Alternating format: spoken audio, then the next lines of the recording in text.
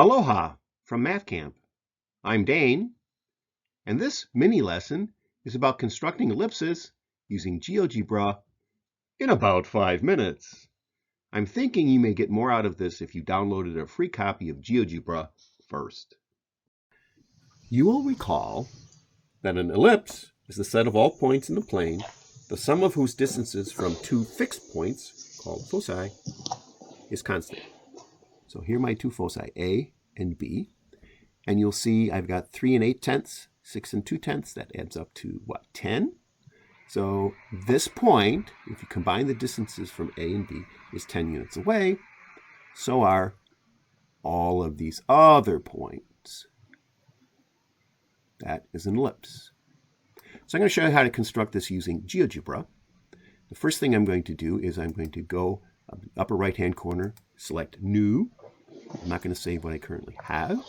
And I'm going to select Graphing. And I'm going to go on the upper right-hand corner here. And I'm going to get rid of the axes and the grid just because they're kind of in the way. So the first thing I'm going to do is I'm going to plot 2 points, A and B. So I'm going to select the point. And then I'm going to, in input here, I'm going to click on that. And I'm just going to pick a random one. I'm going to pick A. If I push Enter, it gives me a slider. Okay, and if you click on the circle here, the slider appears in my window. Now, you'll see why later. I go up here where I've got this little angle, and I select distance and length. So I'm trying to find out how far apart these two are. So there's 7 3/500ths. So let's roll with 10 because that's what I had before. Pick any number that's bigger than that. So I'm picking 10. So make a mental note of the 10. And I'm going to make a circle. So go up here where you've got the circles, center and radius. So I select A, and it asks me how big I want the radius to be. I'm going to use little letter A. So right now it's 1, right?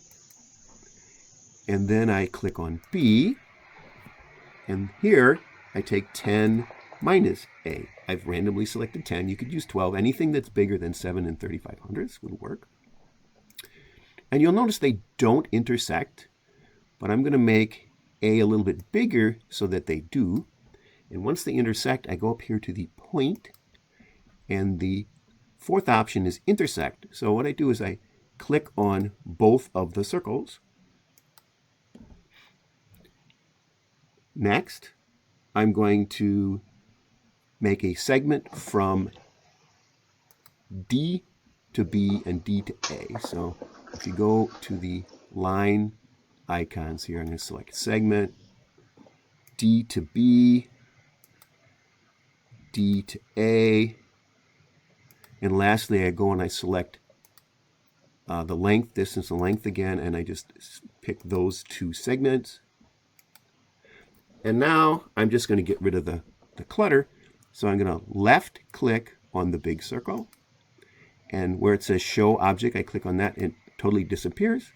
I'm going to do that to the small circle. I'm going to do that to my original measurement. I'm going to do that to C, but I want the point to stay. So I'm going to go down and remove the label, but I still got the point. And I'm going to click on that point, and I'm going to select Show Trace. And I do the same thing for D. I'm going to remove the label, but I'm going to show trace. Now, what's going to happen if you start working with the slider is you're only going to get half of the parabola, because by default it goes from -5 to 5. So I'm going to go and left click on this and go to settings. And in place of -5, I'm going to put 0 and enter that.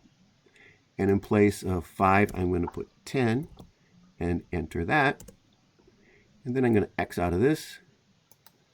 And what you can actually do is with the slider here, there's this little triangle here. You can actually have the slider go automatically. And it'll just go back and forth and back and forth. It's a beautiful thing.